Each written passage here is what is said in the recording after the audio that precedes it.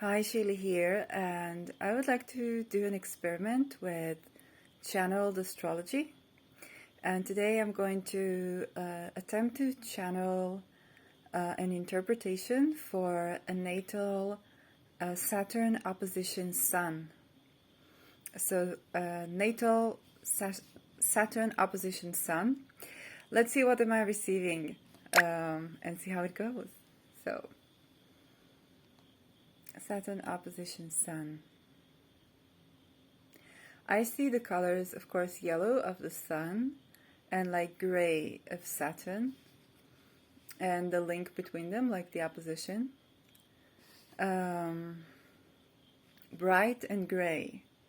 So the Sun is bright and it is light and illumination and perhaps a certain sort of intelligence or shine and glow even. And Saturn,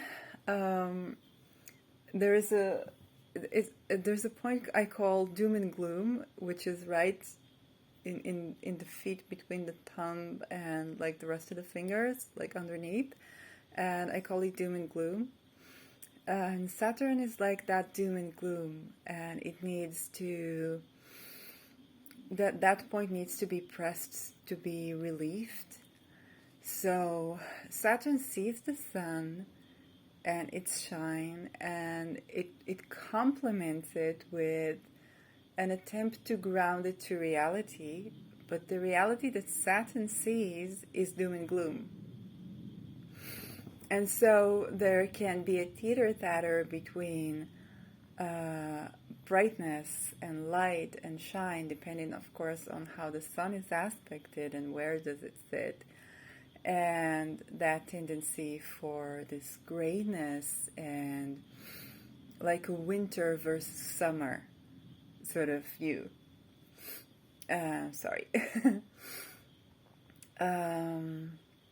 So that can express itself as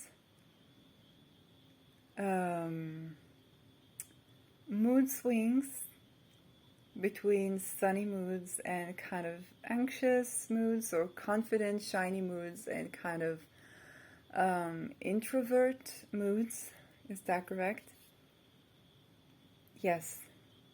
And what one must, and I'll ask what one must do to kind of cope with that. Wear something sunny in the winter. So wear something sunny in the winter. I have my, I have this natally, and I have my ring here, which is a Sun Saturn, I call it. The Saturn is ring, it rules rings. For me, it's on the solar because it affects my solar. And I have peridot, which is it's a Sun, it's a Leo crystal, which is a joy crystal, and it does many other things. I think I have peridot video. If not, you can bug me around it, and then I will do a peridot channeling video for you. So you can, if you want to, try and remedy that with something like a peridot ring. Although you want to consult, like if you do that, you want to consult someone who knows your chart and can channel it for you, because that's like a talismanic thingy. What else one can do to kind of cope with that or remedy that? They say listen to music. Listen to music that's depressive sometimes. Is that for the Sun Saturn? Yes. Oh, it's interesting. Regardless of what sign it's in? Yeah. Okay, that's interesting. To listen to music that is depressive, but like, do you listen to it because when you listen to it, you don't feel alone? And then you kind of have like a cathartic experience of that depressive mood that makes it lighter. I love Nick Drake a lot. Like, I've listened to a song called Black Eyed Dog by Nick Drake, which is very, it's a cathartic in a very, very I don't want to say modest, because what's modest? Like, not very, when you think about catharsis, you think about this, but no, catharsis can be something very minor. Oh, minor was the word that I was talking about. A minor catharsis. So that can help you kind of release those pent up emotions and worries. Yeah, cats. I'm staying at a place where there are plenty of cats, so that's beautiful. Yeah.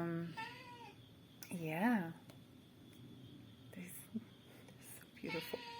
So beautiful. Oh my god. Yeah, but don't come upstairs. I'm not sure your owners want me to film you. So that is something that can help you cope with that. And another thing, let's see, what else?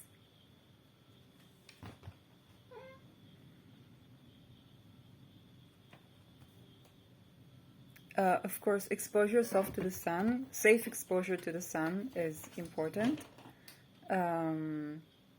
because you do want to see the sunlight. Consume your vitamin D, really important, so you won't get into that doom and gloom. And of course, press that point. Should I show my feet? Should I show my feet? No, I don't want to show my feet. But there's a doom and gloom point underneath your underneath the thumb in the feet. It's somewhere like this. No, like this. And then you, oh, I love it. And another place you can press is like the spleen, because the spleen holds a lot of worry. So the spleen is like in the left side of your chest, underneath the ribs. So you can press it gently and kind of breathe into it and kind of release your fears and worries around that. And then when you have this more balanced experience of giving place to the doom and gloom, to the worries, to the fears, to the anxiousness, and kind of relief in that, with your pressure points or your music, then you can let some sun in, and then you can have a more balanced view of the world, or more balanced sensations, or more balanced nervous system for this. And you can have a more balanced sense of self-esteem, because you're not overconfident, but you're also not overly worried and anxious or self-critical. Is that it? Anything more you want to say about the Sun opposition Saturn in the natal chart? Okay, beware of, oh, okay, because it creates an unbalanced solar plexus chakra, is that correct? Yes, so solar plexus chakra is where we define ourselves by ourselves, is where children begin to compare themselves to others and to separate from their parents. And when we have this aspect, it may very well be that our individuation process as children was not so smooth. It's never smooth, right? But it was like intensely not so smooth. And that can create a situation where people are more, like they really have to be careful not to let other people put them down, or bring them down, like with words or with gaslighting or with psychological stuff. Like, beware of narcissists in general. It's very good to learn about narcissistic abuse and gaslighting and what are these red flags, and balance your own nervous system along the way, because that can be something that can get one to be attracted to the intense highs and lows of emotions, of perception, of confidence and lack of confidence. Can it also make one be a narcissist? Yes, so it can express itself as either being a victim of narcissistic abuse or as being narcissistic.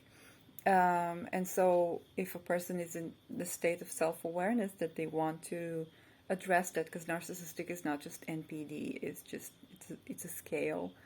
Then that can then doing the things that I said in this video can also kind of slowly help you to balance out your stuff and be aware of you.